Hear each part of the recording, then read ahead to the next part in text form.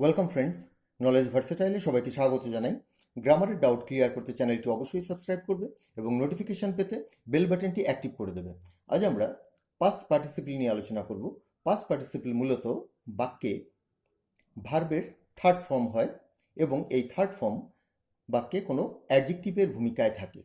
তো যখন বাক্যে ভার্বের থার্ড ফর্ম অ্যাডজেক্টিভের ভূমিকায় থাকে তখন পাস্ট পার্টিসিপলের ব্যবহার কেমন হয় সেটা নিয়ে আজকের আলোচনা। চলো মূল আলোচনায় এসে আমরা বিস্তারিত জানি। পাস্ট পার্টিসিপল অর্থাৎ ভার্বের third form used as adjective, অর্থাৎ ভার্বের থার্ড ফর্ম অ্যাডজেক্টিভের ভূমিকায় থাকবে বাক্যে বা বাক্যে অ্যাডজেক্টিভ রূপে ব্যবহার হবে। অ্যাডজেক্টিভ কথার অর্থ এ নাউনের গুণাগুণ প্রকাশ করবে, নাউন সম্পর্কে কিছু বলে দেবে। যেহেতু পাস্ট পার্টিসিপল একটা ভার্ব, এখানে অ্যাডজেক্টিভ রূপে যে ফর্মটা ব্যবহার হবে সেটার অর্থ কিন্তু সেই কাজটা ইতিমধ্যে হয়ে গেছে, অর্থাৎ সেই ঘটনাটা ইতিমধ্যে ঘটে গেছে, এমন অর্থই প্রকাশ পায়। ভার্বের আমরা সংজ্ঞাটা একটু দেখে নিচ্ছি। ভার্বের থার্ড ফর্ম অর্থাৎ পাস্ট পার্টিসিপল ফর্ম যখন বাক্যে অ্যাডজেক্টিভ রূপে ব্যবহার হয় তখন তাকে পাস্ট পার্টিসিপল বলে। এক্ষেত্রে ভার্বের কর্ম ইতিমধ্যেই, এক্ষেত্রে ভার্বের কার্য ইতিমধ্যেই সম্পন্ন হয়েছে নির্দেশ করে। কথার অর্থ তুমি যে ভার্বটার কথা বলবে সেই ভার্বে যে কাজ রয়েছে সেই কাজটা ইতিমধ্যেই হয়ে গেছে এবং সেই নাউনকে সেভাবেই সেটা কোয়ালিফাই করে। এবার দেখো আমরা উদাহরণের মাধ্যমে বিষয়টিকে পরিষ্কার করছি। একটি দাড়িওয়ালা লোক ভগ্ন মন্দিরে প্রবেশ করেছিল। এখানে একটি দাড়িওয়ালা লোক ভগ্ন মন্দিরে প্রবেশ করেছিল। দাড়িওয়ালা লোক এ বেয়ার্ডেড ম্যান, এখানে বেয়ার্ডকে বেয়ার্ডেড করা হয়েছে। বেয়ার্ড কথার অর্থ দাড়ি থাকা, দাড়ির ইংরেজিও বেয়ার্ড, এখানে বেয়ার্ডেড তার থার্ড ফর্ম করে এই মানুষটিকে কোয়ালিফাই করা হয়েছে। এই মানুষটি সম্পর্কে কিছু বলা হয়েছে যে মানুষটি দাড়িওয়ালা, অতএব এখানে এই যে বেয়ার্ডেড যেটা, এটা পাস্ট পার্টিসিপল ফর্ম রয়েছে এবং এটা এই নাউনকে কোয়ালিফাই করছে, অতএব এটা পাস্ট পার্টিসিপল। এন্টার্ড ইন্টু এ রুইন্ড টেম্পল, রুইন মানে ধ্বংস হওয়া, তার পাস্ট পার্টিসিপল হচ্ছে রুইন্ড এবং সেটাই তোমার ব্যবহার হলো এই টেম্পল নাউনটাকে কোয়ালিফাই করার জন্য। অতএব এ রুইন যখন তোমার নাউনকে কোয়ালিফাই করার জন্য, নাউনের দোষগুণ প্রকাশ করার জন্য ব্যবহার হলো, এটাই হচ্ছে পাস্ট পার্টিসিপলের ব্যবহার। তো এখানে তোমাদের একটু অসুবিধা হতে পারে, ভার্বের past participle form tense wise তো ব্যবহার হয়, সেটা ভার্ব রূপে, সেটা আমরা পরবর্তী পর্যায়ে দেখব। পরবর্তী পর্যায়ে বলতে পরবর্তী ভিডিওতে দেখব। আজ আমরা এই পাস্ট পার্টিসিপলটা, এটা তো অবশ্যই ভার্ব, কিন্তু এটা যখন অ্যাডজেক্টিভের ভূমিকায় রয়েছে সেটা নিয়ে আজকের আলোচনা। তো যখনই দেখবে যে ভার্বের থার্ড ফর্ম অ্যাডজেক্টিভের ভূমিকায় রয়েছে তখন বুঝতে পারবে সেটা পাস্ট পার্টিসিপল ফর্মে রয়েছে। আবার এই প্রেজেন্ট পার্টিসিপল অর্থাৎ ভার্ব প্লাস আইএনজিও কিন্তু অ্যাডজেক্টিভের ভূমিকায় থাকে। তো দুটোর যে ব্যবহার সেটা কিন্তু সম্পূর্ণ ভিন্ন, সেটা আমরা পরবর্তী ভিডিওতে আলোচনা করব। তো আজ আমরা দেখছি যে ভার্বের থার্ড ফর্ম। এখানে দেখো রুইন্ড টেম্পল, রুইন মানে ধ্বংস হওয়া।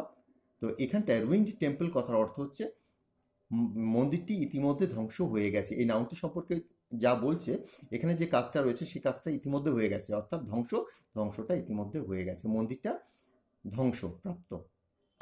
সে পচা আম কেনেনি, he did not buy the rotten mangoes. এবার খেয়াল করে দেখো, পচা, রট, তার থার্ড ফর্ম হচ্ছে রটন, এই রটন ম্যাঙ্গোজ, এখানে পচা আমগুলো কিন্তু ইতিমধ্যেই পচে গেছে, অর্থাৎ যে পচা কাজ যেটা সেটা সম্পূর্ণ হয়েছে। এবং রটনটা দেখো এই নাউন সম্পর্কে কিছু বলছে, নাউনের গুণাগুণ প্রকাশ করছে, অতএব এটা অ্যাডজেক্টিভ। এই অ্যাডজেক্টিভটা তোমার যেহেতু ভার্বের থার্ড ফর্ম দিয়ে হলো, অতএব এটা পাস্ট পার্টিসিপল। ভাঙা কাজগুলো স্পর্শ করো না, don't touch the broken glasses. এবার ভাঙা ইংরেজি ব্রেক, তার থার্ড ফর্ম হচ্ছে ব্রোকেন এবং এটা ভেঙে যাওয়া, অর্থাৎ ভেঙে গেছে, হ্যাঁ, কোনো ভাঙার কাজ সেটা শেষ হয়ে গেছে, তো সেই অবস্থায়, বর্তমান অবস্থায় সেগুলো ভেঙে গেছে। এর আগে কখন ভাঙা হয়েছে সেটার কথা বলা নেই, কিন্তু গ্লাসগুলো বা কাজগুলো ভাঙা, তো অতএব সেটাকে স্পর্শ করো না। এখানে ব্রোকেন গ্লাস, গ্লাসের বর্তমান অবস্থা কি, সেগুলো ভেঙে টুকরো অবস্থায় রয়েছে। তো এখানে ভার্বের থার্ড ফর্ম, অতএব এটা এবং অ্যাডজেক্টিভ রূপে ব্যবহার হয়েছে। তো আজকের ব্যবহার অনুযায়ী আমরা জানতে পারছি এটা পাস্ট পার্টিসিপল। জাপান একটি উন্নত দেশ, Japan is a developed country. উন্নত, ডেভেলপ, এটা একটা ভার্ব, এটার থার্ড ফর্ম হচ্ছে ডেভেলপড, অর্থাৎ কান্ট্রি, এই কান্ট্রিটাকে দেশটাকে কোয়ালিফাই করছে, যদিও জাপানকেও কোয়ালিফাই করছে এটা, এই স্থানে কান্ট্রিটাকে বলছে। তো অতএব কান্ট্রিটা নাউন, কান্ট্রি সম্পর্কে যখন বলছে এই ভার্বের থার্ড ফর্ম, অতএব এই ডেভেলপড যে ওয়ার্ড এটা পাস্ট পার্টিসিপল অবস্থায় রয়েছে এবং পাস্ট পার্টিসিপলের ভূমিকায় বাক্যে ব্যবহার হয়েছে। ভার্বের থার্ড ফর্ম যখন বাক্যে ব্যবহার হয় তখন বুঝতে হবে এর মধ্যে যে কাজটা রয়েছে, ইতিমধ্যে একবার বলেছি, ইতিমধ্যে হয়ে গেছে। অর্থাৎ জাপান উন্নত হচ্ছে না, জাপান ইতিমধ্যেই উন্নত, তার উন্নয়নের সমস্ত পর্যায় শেষ হয়ে গেছে। অতএব এটা তোমার পাস্ট পার্টিসিপল অ্যাডজেক্টিভ। চলো পরবর্তী এক্সাম্পলগুলো দেখি। 5 নম্বর এক্সাম্পলটা দেখো, আমি একটি লিখিত বিবৃতি পেয়েছি। I have received a written report. এবার রিপোর্টটা দেখো লেখা হয়ে গেছে, লিখিত, ইতিমধ্যেই লিখিত, অতএব রাইটের পাস্ট পার্টিসিপল হচ্ছে রিটেন। তো বিবৃতি বা প্রতিবেদন যেটা, সেটা ইতিমধ্যেই লেখা হয়ে গেছে, লেখা। তো সেই জন্য এখানে ভার্বের থার্ড ফর্ম এবং এটা অ্যাডজেক্টিভ রূপে ব্যবহার হচ্ছে, তাই এটাকে আমরা বলবো পাস্ট পার্টিসিপল। আহত ছেলেটিকে হসপিটালে আনা হয়েছিল। দ্য ইনজিওর্ড বা ওন্ডেড, যে কোনো একটা বলতে পারো। দ্য ইনজিওর্ড বা wounded boy was taken to hospital. এবার বালকটি সম্পর্কে বলা হচ্ছে যে বালকটা কি অবস্থায় ছিল, বর্তমান অবস্থাটা হচ্ছে আহত। তো সে আহত আগেই হয়ে গেছে, আহত বর্তমানে সে আহত হয়ে রয়েছে। অতএব এটা বলা হচ্ছে যে এই কাজগুলো ওন্ডেড বা ইনজিওর্ড যাই বলো না কেন সেটা ইতিমধ্যেই হয়ে গেছে, তাই এটা এখানে অ্যাডজেক্টিভের ভূমিকা রয়েছে। বালকটি সম্পর্কে বলছে, বালকটি কেমন অবস্থায় রয়েছে, আহত। তো অতএব ইনজিওর্ড বা ওন্ডেড এটা অ্যাডজেক্টিভ, এবং যেহেতু ভার্বের থার্ড ফর্ম দিয়ে এই অ্যাডজেক্টিভ তৈরি হয়েছে, অতএব এটা পাস্ট পার্টিসিপল।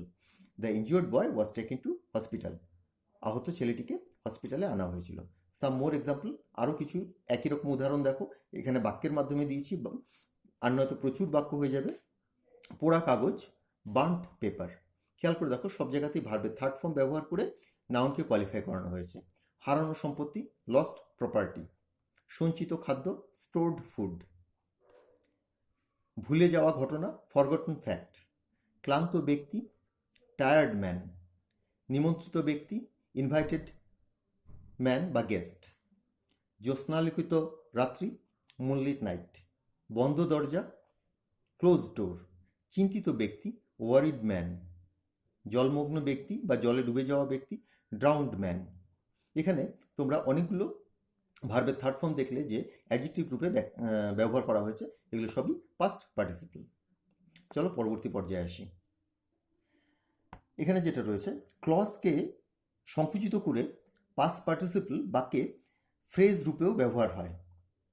কথার অর্থ, অনেক সময় ফ্রেজ কথার অর্থ তোমরা জানো শব্দগুচ্ছ, অর্থাৎ ভার্বের থার্ড ফর্মের সাথে বাই দিয়ে বা অন্য কোনো প্রিপোজিশন দিয়ে একটা শব্দগুচ্ছ তৈরি করা হয়।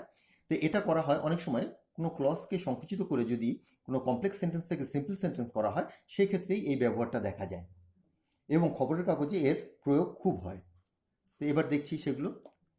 এখানে প্রথমে আমি যে বাংলাটা লিখেছি এটা কিন্তু কমপ্লেক্স সেন্টেন্সের গঠন লিখেছি, কিন্তু ইংরেজিটা সিম্পল সেন্টেন্স।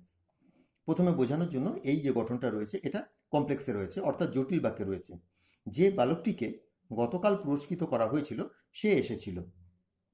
এবার ইংরেজি যেটা রয়েছে এটা কিন্তু সিম্পল সেন্টেন্সে রয়েছে, দ্য বয় অ্যাওয়ার্ডেড ইয়েস্টারডে কেম।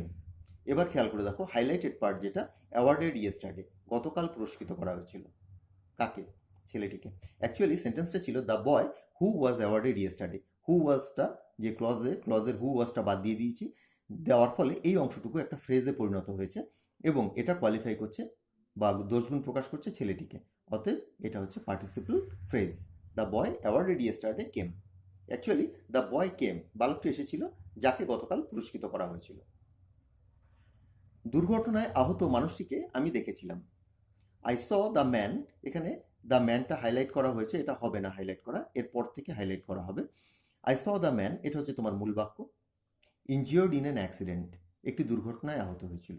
তোমাদের যদি কমপ্লেক্স রূপে যদি সেন্টেন্সটাকে লিখতে হতো, I saw the man who was injured in an accident. তো হু ওয়াজটা তুলে দিয়ে ইনজিওর্ড ইন অ্যান অ্যাক্সিডেন্ট, এক কথায় বলা যেতে পারতো I saw the injured man. আমরা ইতিমধ্যেই সেগুলো দেখেছি, কিন্তু এখানে আমরা ফ্রেজ রূপে পাচ্ছি ইনজিওর্ড ইন অ্যান অ্যাক্সিডেন্ট, একটি দুর্ঘটনায় আহত। তো এখানে ইনজিওর্ড ইন অ্যান অ্যাক্সিডেন্ট এটা হচ্ছে ফ্রেজ। এটা কোয়ালিফাই করছে কাকে, ম্যানকে, অর্থাৎ মানুষের দোষগুণ প্রকাশ করছে, মানুষটি সম্পর্কে বলছে। মালির তোলা ফুলগুলো এখানে রাখা হয়েছে। The flowers plucked by the gardener have been kept here.